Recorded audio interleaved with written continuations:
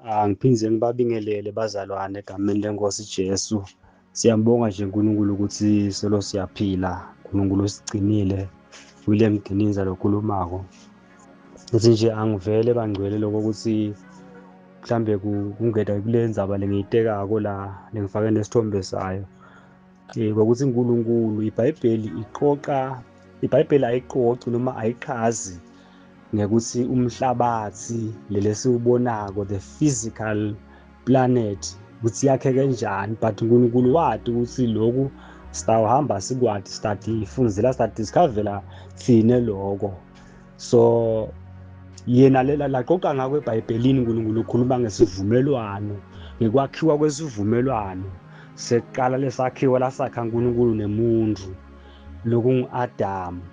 So kwaba kulesivumelwano sokuqala bese kulandzela sivumelwano lesingayophela, ngoba naso lesi sekuqala kahle kahle besiqoqa ngalesi lesingayophela lesisaphakade lesisha libeketawuhamba uNkulunkulu asende ukuze abuyisane, ukuze uNkulunkulu alungisise umuntu abuyisane naye, ukuze uNkulunkulu abe kumuntu, ukuze umuntu naNkulunkulu babe munye. Kungako nje kwalekuqaleni ukhuluma ngezabe kwakha umuntu ngemfanekiso wakhe, because kahle kahle le plan, the entire plan ukuthi ufuna umuntu abe njengaNkulunkulu, ufuna ukuthi umuntu indalo mayibuka umuntu ibone uNkulunkulu, umuntu abe nguyena lo representa uNkulunkulu kule ndalo. BoNkulunkulu nemuntu babe intertwined, umuntu abe kuNkulunkulu, uNkulunkulu abe kumuntu. So ke le plan beyingaloko. Kungako nasofuza la ekuqaleni ithi in the beginning God created heaven and earth. Ekuqaleni uNkulunkulu wakha lizulu nemhlaba, bese ngale encwadini yaGenesis iveta ukuthi lizulu lelizala nemhlaba lomusha kwendlula, kwase kuvela lizulu, kwase kuvela umhlaba lomusha lezulu lisha. iBhayibheli iqoqa ngale new covenant reality ukuthi isivumelwano lesizala senga, bese sivumelwano lesisha ke manje sekusiya imeasure, sekuvela sona lesisaphakade lesisingayophela.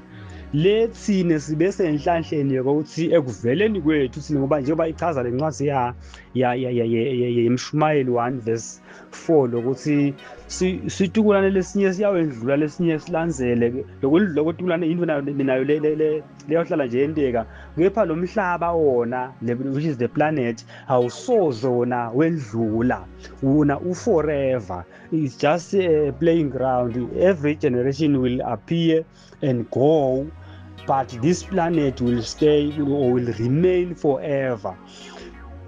So konke kwenteka la kulomhlaba, kushunyayelwa kwelivangeli, kuhlala kwabantu, bahlale naNkulunkulu, babuse naNkulunkulu, labanye babe physical, labanye babe heaven la komoya, because labendlula labakholwako la lesitukulwane lesikholwako lesina Jesu masendlula sona la emhlabeni sofile lo muntu biological.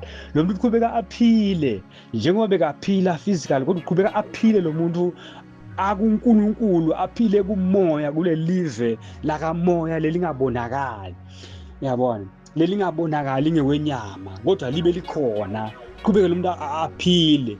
So lo chaza ukuthi ke vele lapha encwadini yesambulo, lo mhlaba lomusha, lo mhlaba lomzala lundlulako, kuvela umhlaba lomusha, kukhulunywa ngalethi vumelwano leti ngithuze, zivumelwano lesizana, zivumelwano lesisha. Akukhulunywa ngale planet ukuthi kuyondlula le planet, yabona, because that thing iBhayibheli iyonke bafuna kwathi kabanti wena ngalo mhlabathi lesikuwo. Vele ufuna udadishe lencwadi egeography, because geography nje it's a science subject.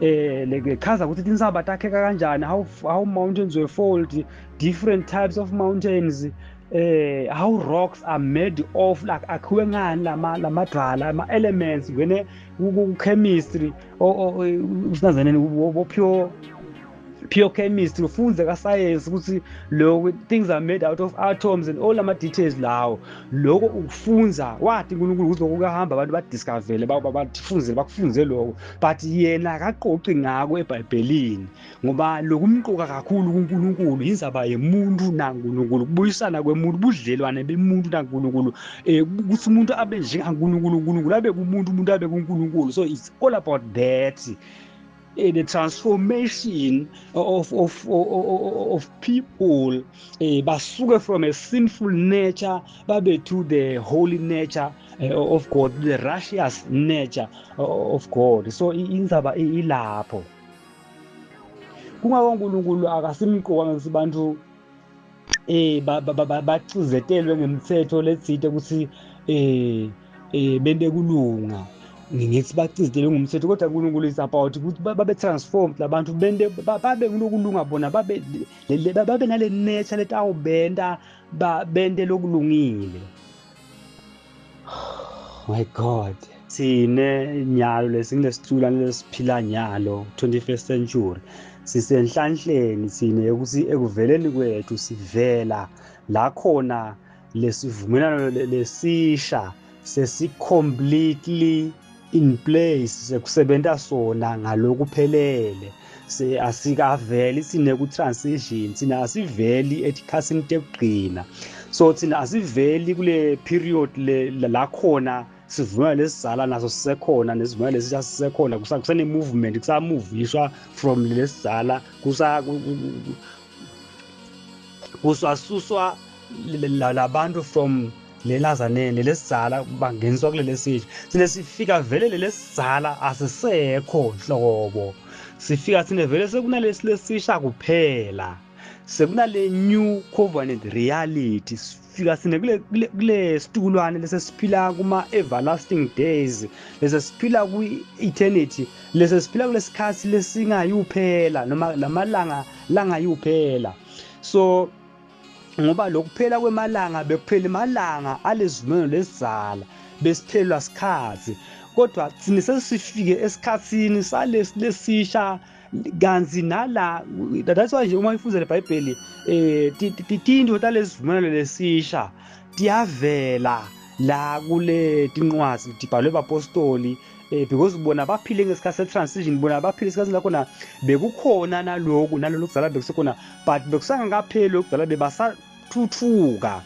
bathuthukela kulokusha and bekutawupheleliswa lokusha ekubuyeni kwenkosi Jesu uJesu ebuya so bona-ke vele kwengako nje bona bakhuluma ngaJesu lobuya masinyane lethine singeke size sikhulume ngaJesu lobuya masinyane ngoba bekavela abuya masinyane esisukulwaneni sabo bona bekatawubuya vele nje ngoba abeshido ngoba Jesu kwakufanele ukuthi akugqwalise konke within one generation in a period of a generation losho ukuthi-ke kungako lo David ejakhuluma athi tinsuku temuntu tingu-70 kodwa angaphila 80 nangabe acinile kahle kahle lo official lo 70 nakakhuluma lokho ukuthi uma Jesu eta unesikhathi lesinganga 70 years ukuthi within 70 years Jesu ufuna abe accomplete konke lokubhekekile ukuthi akucomplete